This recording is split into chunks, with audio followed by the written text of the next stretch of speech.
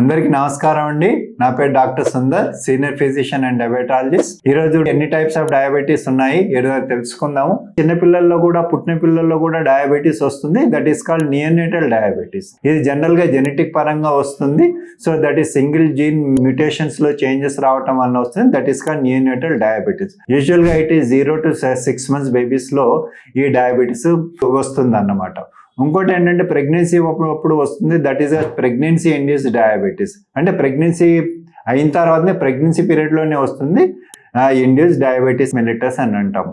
ఇంకోటి డ్రగ్స్ వలన కూడా వస్తాయి. కొన్ని మందులు వాడుతూ ఉంటే జనరల్గా ఎగ్జాంపుల్ లైక్ స్టెరాయిడ్ వలన వస్తుంది. That is called drug induce steroid induce diabetes అని కూడా అంటాం. సో ఇలాగ డిఫరెంట్ టైప్స్ ఆఫ్ డయాబెటీస్ ఉన్నాయి.